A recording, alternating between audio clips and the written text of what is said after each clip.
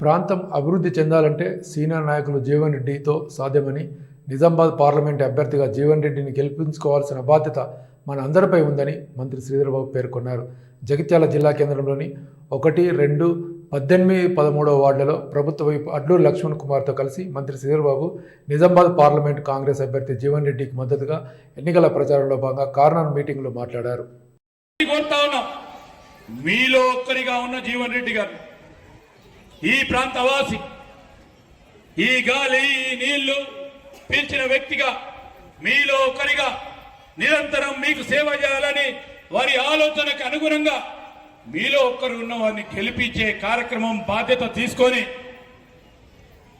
4 నెలల క్రితం జరిగిన అసెంబ్లీ ఎన్నికల్లో మనము ఒక అవకాశాన్ని కోల్పోయాం.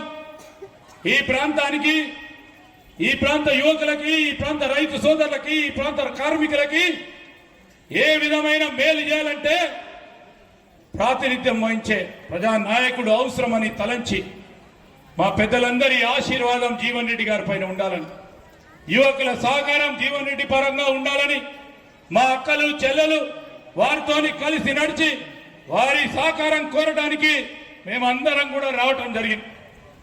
మేము చెప్తా ఉన్నాం, రేపు కాంగ్రెస్ పార్టీ అధికారంలో రాగానే రాహుల్ గాంధీ గారి నాయకత్వంలో ప్రధానమైన 5 అంశాలు మేనిఫెస్టోలో, కేంద్ర మేనిఫెస్టోలో పెట్టడం జరిగింది. ఒక 2 నిమిషాలు చెప్తాం.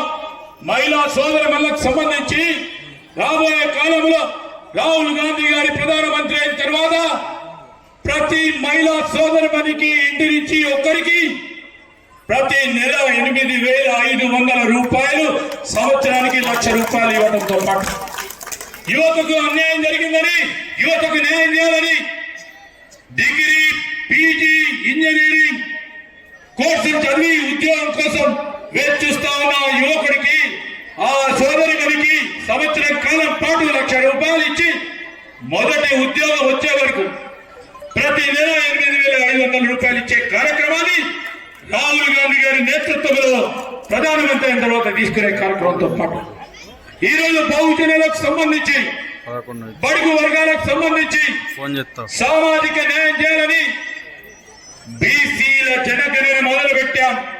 రాహుల్ గాంధీ గారి ఆలోచన మేరకు వారి జనాభా గణాంకాల ప్రకారం వారికి నిధులు కేటాయింపు, బడ్జెట్ లో వారికి సంబంధించిన జనాభా సంఖ్య ప్రకారం వారికి నిధులు అందే విధంగా సామాజిక న్యాయం చేయాలని రాహుల్ గాంధీ గారి ఆలోచన ఈ రోజు ఈ రాష్ట్ర ప్రభుత్వం, కాంగ్రెస్ పార్టీ ప్రభుత్వం మొదలుపెట్టింది. కేంద్రంలో కూడా పెద్ద స్థాయిలో మొదలుపెట్టే అవకాశాన్ని సామాజిక న్యాయం చేయాలని కార్మికులు కానీ, మన మహిళా సోదరులకు కానీ, యువతకు కానీ, రైతులకు కానీ మేలు చేసే ఈ 5 న్యాయాలతో పాటు 25 గ్యారంటీ కూడా దాన్ని అమలు చేసే ప్రక్రియ భాగం. ఒకసారి మనం ఆలోచన చేయాలి. బీసీలు, బలహీన వర్గాలు, బడుగు వర్గాలకు సంబంధించి బీజేపీ చేస్తా ఉన్న కుట్ర, రాజ్యాంగాన్ని తిరిగి రాస్తామని చెప్తా ఉన్న బీజేపీ ప్రత్యేకమైన ఉద్దేశం, ఆలోచన ఏంది?